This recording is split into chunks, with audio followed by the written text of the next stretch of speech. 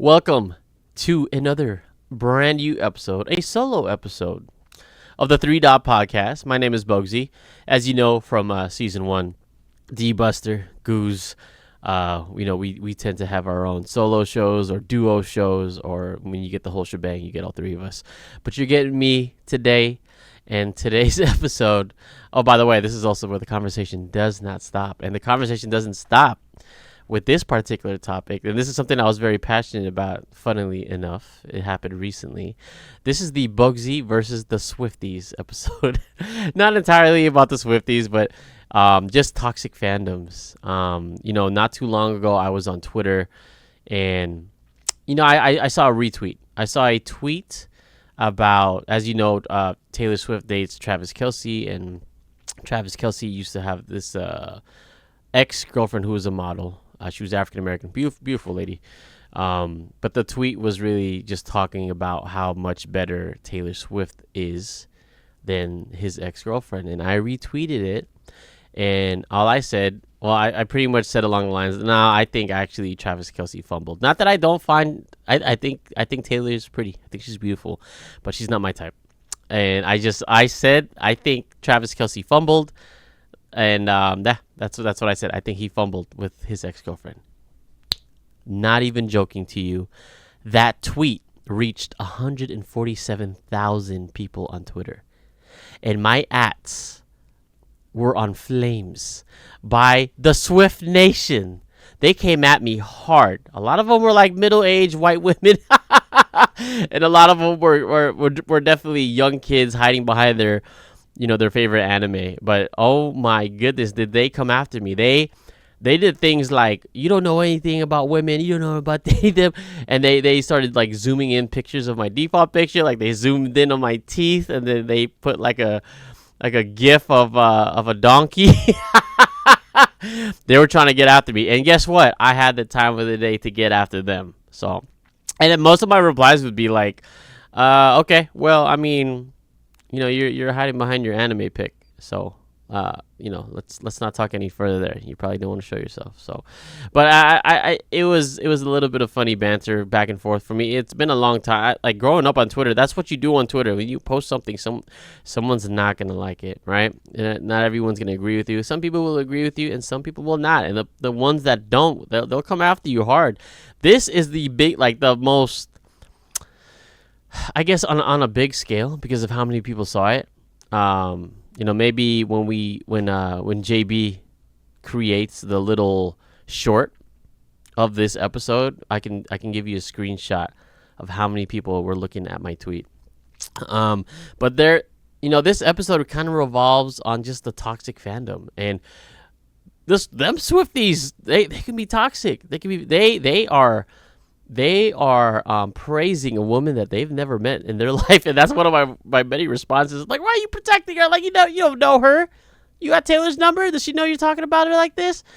And also, like, in my defense, one of my like most simple responses would be like, hey, this is just my preference. That's just my preference. I think the other girl is a lot cooler than Taylor. Taylor's not my type. That's all. And then they would take that to heart, man. But they would gang up. They would really gang up on you. And now I got a little bit of a taste of, I feel like if you were a celebrity and you said something wrong, and all the fans come at you. Oh, I mean, I only felt like 1% of it, but that was crazy. I would literally check my phone, and I would see notification from Twitter, notification. Same person talking shit. You thought you killed the beef with this one person one day, and then she came back 2 days later. Crazy fandoms. And speaking of fandoms, I think you could tell from our background. We're big comic guys. We like Marvel, we like DC. That's one of the most toxic fandoms as well.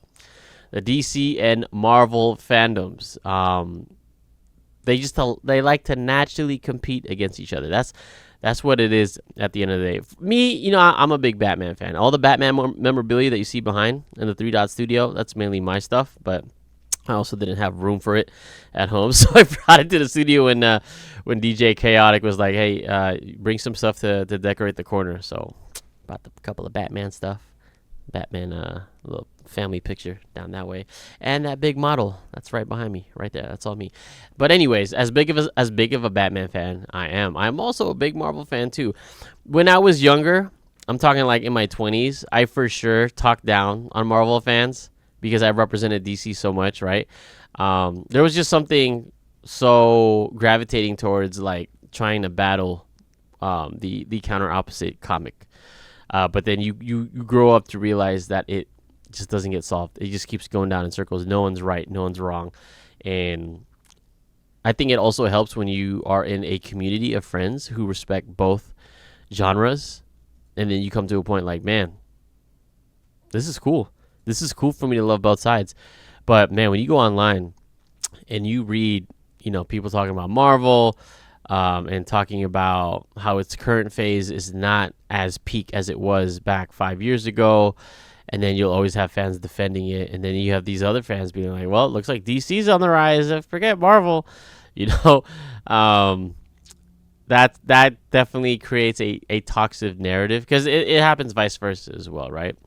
I was in the era where, DC is, shout out to the Snyder, restore the Snyder cultists, the most toxic fan base ever. And the reason why they're so toxic is because Zack Snyder, the movie director, he obviously was the point person for DC and was creating the Justice League. And I wouldn't say he failed miserably, but it was just him and his team around him and Warner Brothers. That's the biggest one, the biggest finger you want to point at. Although I would like to work for Warner Brothers one day, even though, it may have been in shambles a few times, but I think they're coming up. They're coming back. Mr. Zack Snyder was trying to build that era, and it didn't go accordingly. A lot of actors off screen had some toxic situations, and actors that didn't want to come back, but the biggest thing is the community not supporting it enough. The whole DC fandom came, but you need the whole like fandom in general from Marvel as well. But I believe because of the split, and here's the thing though, with Marvel, they successfully created the recipe, and because you created the successful recipe, which is storytelling, you gotta have good storytelling to bring these people back in the movie theaters. They didn't have that problem, but right now, at this very moment, Marvel is running into that problem because they're running out of stories to come out. Which, by the way, you can clip me, but I strongly feel when the X-Men and the Fantastic Four come out, I think Marvel gets back up, like up. DC, on the other hand, they have so many side projects, but James Gunn, another great director, is holding it down for DC, and it looks like they are finally on the right path. So now a lot of people are putting eyes on DC, and then you hear some words from like folks from Marvel saying like, nah, they're still gonna be trash. But the general consensus that I like to put myself in is a lot of people just have a lot of love for both. And when you have for myself and DJ Chaotic, we have been going to San Diego Comic-Con for the last 10 years, and I haven't gone in the last 3 years, and it's gonna be my first time coming back this year, which is gonna be amazing. Because as many times as I've gone, it's just a great place to be, to nerd out and just to experience it. It doesn't get tired for me, and it doesn't get tired for him as well. So that's going to be a great time. But that's pretty much the general line between the two: is will you put your pride aside and just support? Because I know a lot of Marvel fans who love DC, and I know a lot of DC fans who love Marvel. But at the end of the day, when they want to like kind of battle their grits and put their pride on the line on what's better, there's a lot of things that you can distinguish between the two genres that will kind of counter each other. Like, they have better comics, they have better video games, they have better movies, they have better shows. Bro, it's your favorite superhero. Give love to both, right? That's the part of being a fandom. But what's not worse? What's actually not worse, I'm sorry. But what's worse than being a Marvel and DC fandom? Star Wars. And I'm not going to go too deep in this. I really wish JB was here. I really wish James was here because James is a big Star Wars fan. I have never seen a toxic fandom like Star Wars. Ever. I don't want to get too deep into it because sometimes it can get a little political and it can tread to an area where it's like, what are we even talking about? But they have haters out there, depending on like this actress should have never played this role, this actor never should have played this role, and it gets to the lines of so. In a nutshell, guys, I'm not the biggest Star Wars fan, but in a nutshell, all of their shows as of right now and their future movies, they're pretty much retelling and just bridging broken storylines, and they're bringing back old characters that died a long time ago, and the fandom hates it. And I just like to observe when I go online. I'm like, wow, they got it worse. They got it worse. And I think to end this show off, being from the Bay Area, there's no other toxic fandom than being a sports fan. Especially being in the Bay. In the last 10 years, we have been fortunate enough to experience, all these great teams, right? Golden State Warriors, we saw a dynasty with 3 championships. Seen the 49ers, who have constantly made a Super Bowl appearance, at least in my era. I'm a 80s boy. I'm a late 80s boy. I don't claim the 90s championship runs because I was young. But, I've seen playoff runs and Super Bowl contentions coming up short, but I feel like we're coming up soon. And the San Francisco Giants had a dynasty. The reason why I bring up all these dynasties is because despite how many championships and how many runs we have had in this city, we will be toxic because of how spoiled we are, which is in this moment. As we speak, the Warriors right now are coming to a point where they're so old, they may not win another. If they're lucky, they could win one more with Steph Curry. And by the way, chat, this is Bogzy getting into high gear with sports. If Goose was with me, we'll be going 10 toes down. We could easily turn the show to a sports show. But you get to witness greatness with the Giants, who won so many championships, 3 in 5 years. Same with the Warriors, right? But you have so many fans just complaining, like today. Like the Niners, had a horrible season. Last year went to the Super Bowl, got our asses kicked again by Kansas City. And so, you have a lot of fans just complaining about, oh man, we should fire the coach. At some point I have even said something about, our own quarterback. I think we should let him go. I think we should move on from him, It's a toxic fandom, especially here in the Bay. When you are spoiled with so many wins, you want to keep winning. And I think that goes for I think that is universal for any city across the world or across the country. When your team continues to win, that's the only culture is to win. You forget how to lose. And being somebody who grew up in a sports background, you got to learn how to lose. You got to learn how to win. And if you don't know how to learn both avenues, you're going to get in trouble. You're going to start talking a lot of shit out of your ass. With not enough to back it up with, especially with your teams not winning. And I do want to give a shout out that there is a huge rival. Obviously, there's a big West Coast rivalry with NorCal and SoCal. And, as much as I hate LA teams, they're doing some great stuff with their rosters, with free agency and shit like that. And that drives Bay Area people nuts.